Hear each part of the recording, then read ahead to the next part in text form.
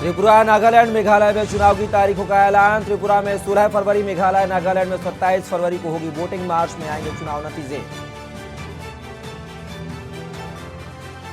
बस्ती में सांसद खेल महाकुंभ का उद्घाटन। पीएम मोदी ने वर्चुअली किया उद्घाटन। 28 जनवरी तक चलेगा खेल महाकुंभ। सीएम योगी कार्यक्रम में रहे मौजूद।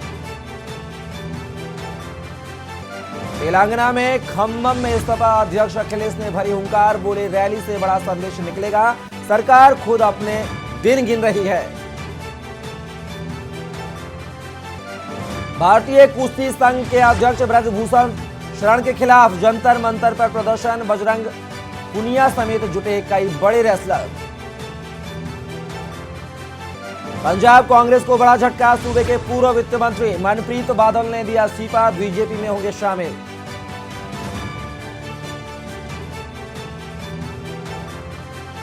तेईस और घरों में दरारें, लेकिन पानी का रिसाव कम। जोशीमठ में 237 परिवार हटाए। बद्रीनाथ धाम का खजाना भी हो सकता है शिफ्ट। आप देख रहे हैं के न्यूज, खबरों का सारथी।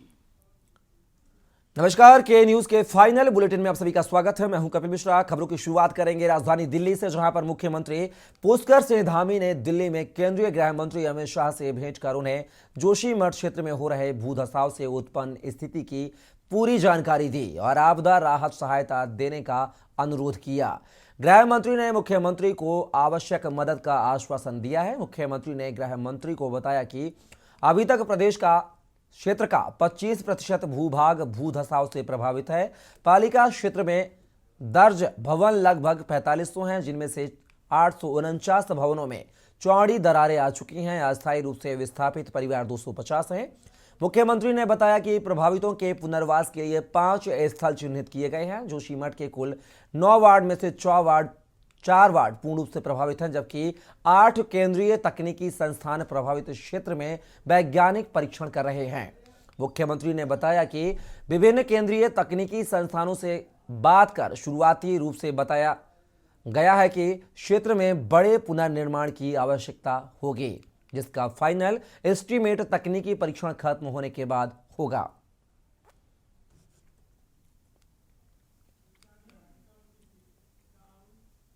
चुनाव आयोग ने बुधवार को त्रिपुरा, मेघालय और नागालैंड के विधानसभा चुनाव की तारीखों का ऐलान कर दिया। त्रिपुरा में 16 फरवरी को मतदान होगा। मेघालय और नागालैंड में 27 फरवरी को वोटिंग होगी। सभी राज्यों के नतीजे का ऐलान 2 मार्च को होगा। इन चुनावों की एक दिलचस्प बात यह है कि तीनों राज्यों में बहुमत का आंकड़ा 31 है। मुख्य चुनाव आयुक्त राजीव कुमार ने कहा कि तीनों राज्यों में महिला वोटरों की भागीदारी ज्यादा है और यहां चुनावी हिंसा भी ज्यादा नहीं होती है। हम यहां पर निष्पक्ष चुनाव के लिए प्रतिबद्ध हैं। नागालैंड के मोन जिले के लोंगवा गांव भारत म्यांमार की सीमा रेखा पर बसा अंतिम गांव है। गांव का एक हिस्सा भारत में है और दूसरा हिस्सा म्यांमार में है। गांव के लोगों को दोहरी नागरिकता हासिल है। स्थानीय लोग बिना किसी वीजा, पासपोर्ट या कागजात के बेरोक सीमा पर आवाजाही कर सकते हैं। यहाँ कोन्याक नागा जनजाति के करीब 500 परिवार रहते हैं। यहाँ भी मतदान केंद्र बनाया जाएगा। कौन सा स्पीकर एक ही जगह का होगा। खबर चंडीगढ़ से है, जहां हरियाणा के मुख्यमंत्री मनोहर लाल खट्टर ने भारतीय जनता पार्टी के राष्ट्रीय अध्यक्ष जेपी नड्डा से मुलाकात की और राष्ट्रीय अध्यक्ष के कार्यकाल विस्तार पर मुख्यमंत्री ने बधाई दी। पार्टी के प्रदेश के प्रभारी विप्लव देव सिंह, प्रदेश अध्यक्ष ओम प्रकाश धनखड़, कृषि मंत्री जयप्रकाश दलाल, सांसद संजय भाटिया, सांसद नायाब सिंह सैनी समेत कई नेता मौजूद रहे।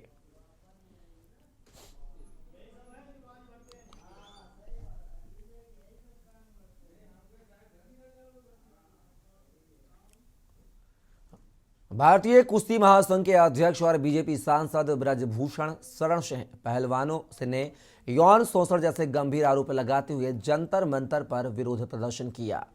पहलवानों ने उन पर महिला खिलाड़ियों के यौन शोषण का आरोप लगाया। इस मामले पर पहलवान विनेश फोगाट का कहना है कि जब तक अध्यक्ष नहीं बदला जाता है तब तक धरना जारी रहेगा।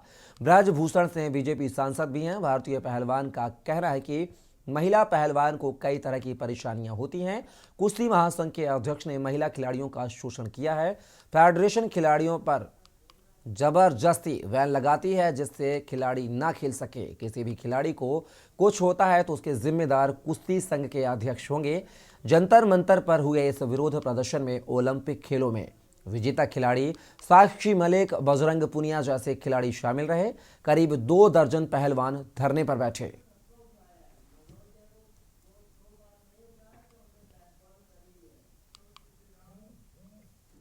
दिल्ली में आरएमएल अस्पताल के कॉन्ट्रैक्ट बेस पर नर्सेस का काम करने वाली 43 महिलाओं और 16 पुरुष कर्मचारियों ने अपनी मांग को लेकर आज दिल्ली के जंतर मंतर पर प्रदर्शन किया। केंद्र सरकार से नाराज है नर्सिंग और वार्ड बॉय, अब सरकार के खिलाफ प्रदर्शन करने लगे हैं। इनका कहना है कि लगातार हम 15 सालों से आरएमएल अस्पताल में अपना काम कर रहे हैं और अस्पताल के अधिकारियों का आदेश मानकर अपनी सेवा दे रहे हैं। उसके बावजूद 2 साल लगातार कोरोना काल में हमने अपनी सेवाएं दी हैं। कोरोना काल के बाद आरएमएल अस्पताल ने हम लोगों को टर्मिनेट कर दिया है। कोर्ट ने अस्पताल को आदेश भी जारी किया है कि इन सभी कर्मचारियों को वापस लिया जाए। उसके बावजूद भी इनको वापस नहीं लिया जा रहा है। ये कॉन्ट्रैक्ट कर्मचारियों को वापस लो और पुरानी पेंशन बहाल करो।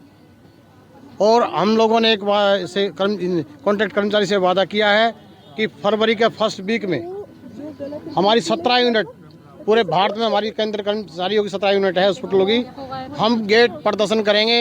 सरकार की इनके हक में लड़ाई लड़ेंगे।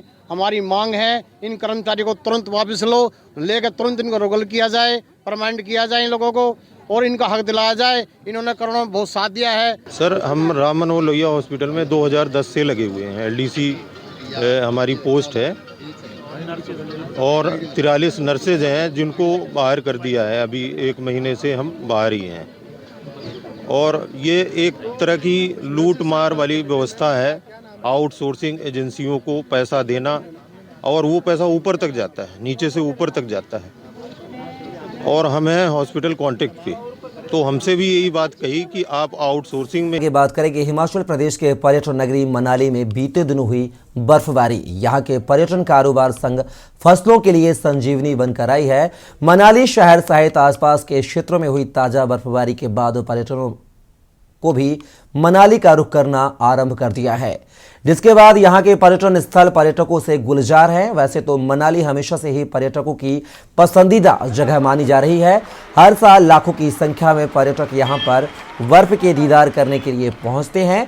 ऐसे में इन दिनों यहाँ पर काफ़ी संख्या में पर्यटक बर्फ के दीदार करने के लिए यहाँ पर पहुँच रहे हैं, जिसके चलते मनाली में इन दिनों पर्यटकों की खासी भीड़ देखने को मिल रही है।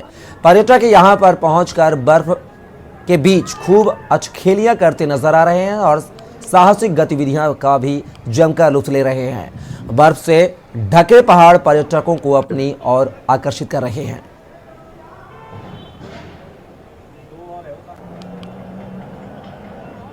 सर, बहुत मजा आ रहा है। एक्चुअल हम लोग नागपुर से हमारे स्टूडेंट्स की ट्रिप लेकर आए हैं। 120 स्टूडेंट्स आए हैं मनाली में एंजॉय करने के लिए। हमारे ट्रिप एडवाइजर थे, वो बता रहे थे कि इसके पहले वो 4 से 5 बार आए लेकिन उनको कभी स्नो नहीं मिला और हम लोग इस बार हम लोग बहुत इंजॉय किए। मनाली में बहुत मजा आ रहा है, हमारे स्टूडेंट्स बहुत इंजॉय कर रहे हैं और मनालियंस बहुत अच्छे हैं, बहुत मजा आ रहा है। हाँ सर, बहुत अच्छा एक्सपीरियंस रहा। हम लोग ने सोचा था कि बहुत ज्यादा ठंड लगेगी, बहुत वो रहेगा हमारे स्टूडेंट्स की, हमको बहुत चिंता थी, लेकिन यहाँ पे आने के बाद बहुत हमारे स्टूडेंट्स भी बहुत ज्यादा इंजॉय कर रहे हैं, बहुत मजा आ रहा है। तो मनाली इतना वर्थ इट है कि हम लोग इतना ट्रैवल करके आए हैं। पहले हम लोग नागपुर से दिल्ली गए, फिर दिल्ली से शिमला, फिर Shimla to Manali, train to bus की जर्नी हम लोग को बहुत एग्जॉस्टिंग लगी, लेकिन हमको इतना वर्थ इट लग रहा है। मनाली आके बहुत ब्यूटीफुल है, बहुत ज्यादा ऑथेंटिक है and it's like unforgettable experience. और जो इसकी ब्यूटी है वो फैथमेबल है, जो कभी खत्म नहीं होगी। यहाँ के लोग they are very calm, maybe because of the atmosphere. It's very cold and it's very beautiful. Tourism के हिसाब से देखें तो बहुत अच्छी बात है। बर्फबारी हुई है, पर्यटक का आना जाना जो शुरू हो चुका है। यहाँ के जो व्यापारी लोग हैं उनके लिए बहुत अच्छी बात है। उनके सोर्सेज बड़े हैं, काफी बड़े हैं। हमारे जैसे सोलंग नाला है, अटल टनल है, काफी बर्फबारी वहाँ देखने को मिली है हमें, तो बहुत अच्छी बात है। यहाँ के लोकल्स के लिए भी, क्योंकि वो बागवान लोग हैं यहाँ के, तो उनके एप्पल्स वगैरह के लिए भी जो बर्फ देख सकते हैं, बहुत अच्छी बात है। और जो टूरिस्ट हैं उनके साथ साथ व्यापारियों में बहुत अच्छा लाभ मिला है इसके साथ। कांग्रेस पार्टी के वरिष्ठ नेता राहुल गांधी के नेतृत्व में भारत जोड़ो यात्रा के हिमाचल प्रदेश के इंदौरा विधानसभा क्षेत्र के मानसर में प्रवेश कर मुख्यमंत्री सुखविंदर सिंह सुक्खू, उप मुख्यमंत्री मुकेश अग्निहोत्री, कांग्रेस प्रदेश अध्यक्ष प्रतिभा सिंह, मंत्रिमंडल के सदस्य और कांग्रेस पार्टी के वरिष्ठ नेता ने भव्य स्वागत किया। हिमाचल के सीमावर्ती गांव घाटोटा में हिमाचल प्रदेश आगमन पर राहुल गांधी की उपस्थिति में पंजाब कांग्रेस के प्रदेश अध्यक्ष राजा वारिंग ने मुख्यमंत्री सुखविंदर सिंह सुक्खू और कांग्रेस की प्रदेश अध्यक्ष एवं सांसद प्रतिभा सिंह को तिरंगा सौंपा। हजारों लोगों एवं समर्थकों ने राहुल गांधी का प्रदेश में पहुंचने पर स्वागत किया और यात्रा में पूरे उत्साह एवं जोश से भाग लिया। इस अवसर पर जिला कांगड़ा के मलोट में एक जनसभा को संबोधित करते हुए राहुल गांधी ने कहा कि भारत जोड़ो यात्रा आरंभ करने का उद्देश्य देश में एकता और सौहार्द का संदेश देना है।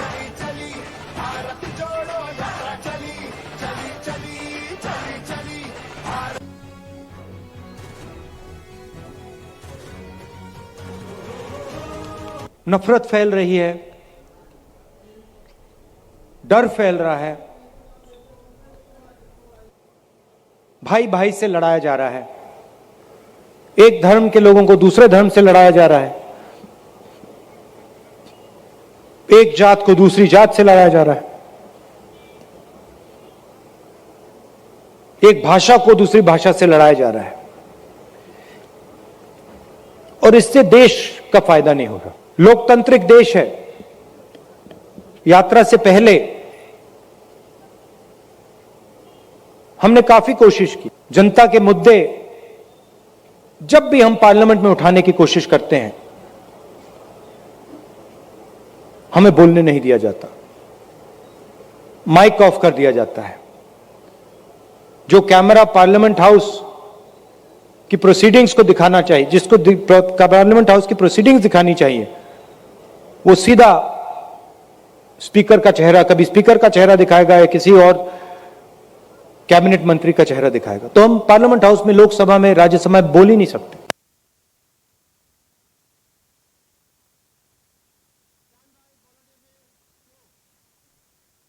हड्डी गोदा में रहने वाले एक युवक ने जनहित की लड़ाई लड़ते हुए सरकारी जमीन को माफियाओं से छुड़वाया, तो वहीं माफिया अब उस युवक को जान से मारने व बांग्लादेशी घोषित करने पर जुट गए हैं, जिससे परेशान होकर युवक एसपी कार्यालय पहुंचकर निष्पक्ष जांच की मांग करते हुए उचित कार्यवाही करने की मांग की है।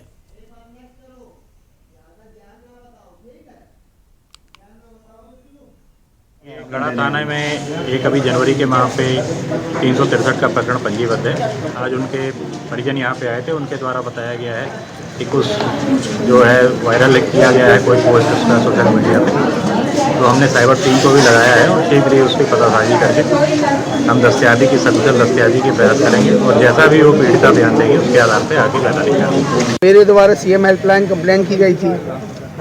उसी रात में मेरे भाई के फ़ोन में फ़ोन आता है रियाज कुरैशी का कि अपने भाई को इस मामले से अलग कर लो, इसके ऊपर इसको बांग्लादेशी घोषित करके इसमें मुकदमा दायर करवा देंगे। बाबू आसिफ और बहुचर्चित देशद्रोही सरफराज और उसका पिता शहजाद अंसारी और उसका पिता हन्ना फारूक जो मेरे को धमकी देते हैं वहाँ पर सबके सामने, जिसकी वीडियो मेरे पास है, मैं आपको वीडियो भी दिखा देता हूँ।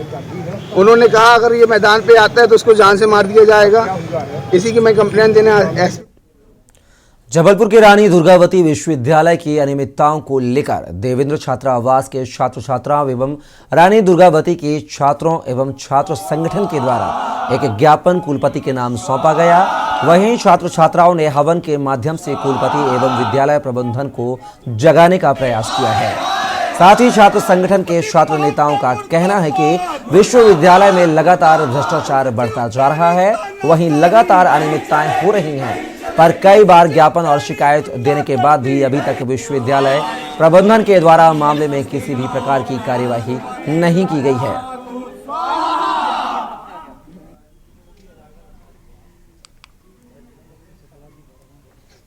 इस वक्त हम मौजूद हैं आरडीवीबी में। आरडीवीबी में जो समस्याएं चल रही हैं, लगातार समस्याएं का निराकरण नहीं हो पा रहा। क्या कर रहे हैं कुलपति यहाँ के, और क्या समस्याएं छात्र संगठन को आ रही है, और छात्र कहाँ तक इस समस्याओं का निराकरण चाह रहे हैं, इसी विषय में हम बात करते हैं। आरडीवीबी के जो अध्यक्ष हैं उनसे ही बात कर लेते हैं। भाई साहब, आप बताएं कि क्या समस्याएं आ रही हैं अभी तक?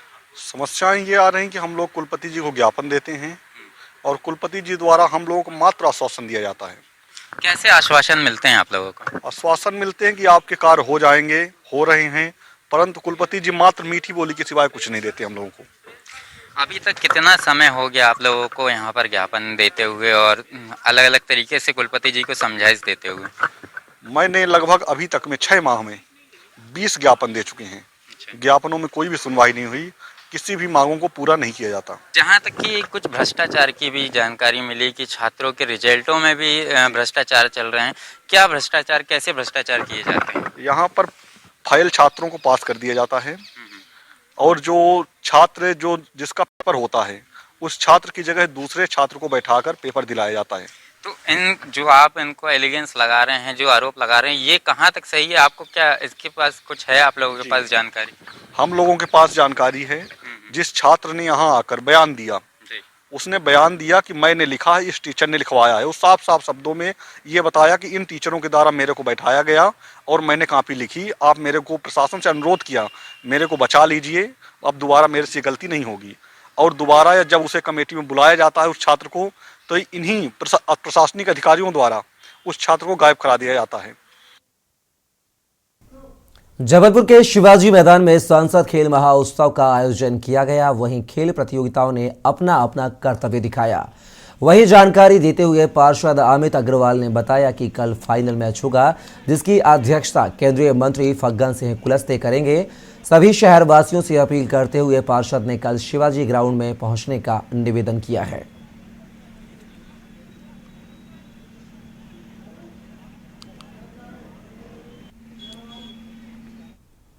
बॉलीवुड के महानायक अमिताभ बच्चन और जया बच्चन व अनिल अंबानी, टीना अंबानी इंदौर पहुंचे, जहां उन्होंने इंदौर में बने अत्याधुनिक कोकिलाबेन धीरूभाई अंबानी अस्पताल का लोकार्पण कर मुंबई की तर्ज पर इंदौर में भी लोगों को सौगात दी है। इस दौरान सदी के महानायक अमिताभ बच्चन, जया बच्चन, टीना अंबानी ने फीता काटकर हॉस्पिटल का उद्घाटन किया। इस दौरान टीना अंबानी इंदौर की तारीफ करते हुए मंच पर भावुक हो गईं। उन्होंने कहा कि पति अनिल ना सपोर्ट न होता तो यह नहीं हो पाता। इस दौरान मुख्यमंत्री शिवराज सिंह चौहान भी वर्चुअल कार्यक्रम में शामिल हुए। इस दौरान मंच से अमिताभ बच्चन ने कहा कि इंदौर में भव्य अस्पताल खोला गया है और उम्मीद करता हूं कि आप सभी इसका उपयोग करेंगे। उन्होंने कहा कि इंदौर शहर देश भर में सबसे स्वच्छ शहर 6 बार घोषित किया गया है और आज इस अत्याधुनिक कोकिला धीरूभाई अंबानी हॉस्पिटल अस्पताल के उद्घाटन के बाद शहर को अत्याधुनिक सुविधाओं से लैस हॉस्पिटल की सौगात मिली है।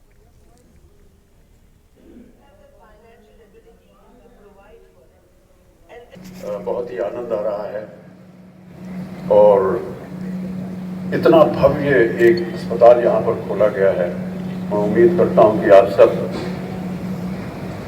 इसका उपयोग करेंगे। इंदौर शहर को घोषित किया है कि वो सबसे स्वच्छ शहर है भारतवर्ष। आज इस अस्पताल के उद्घाटन के बाद मैं कहना चाहता हूँ कि इंदौर जो है सबसे स्वस्थ शहर है भारत का।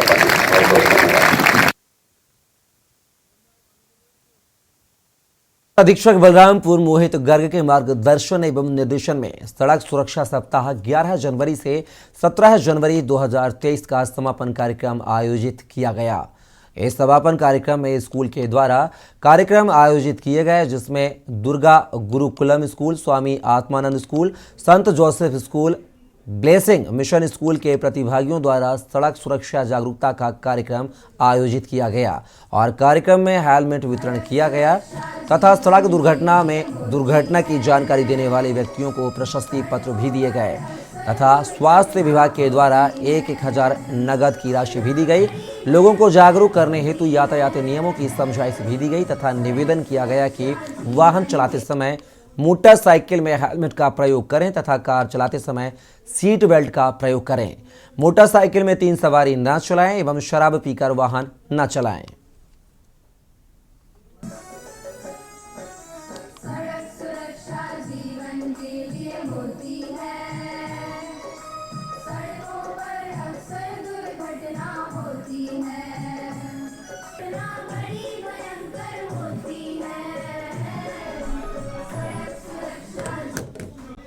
फिलहाल खबरों में बस इतना ही। आप बने रहिए के न्यूज़ इंडिया के साथ।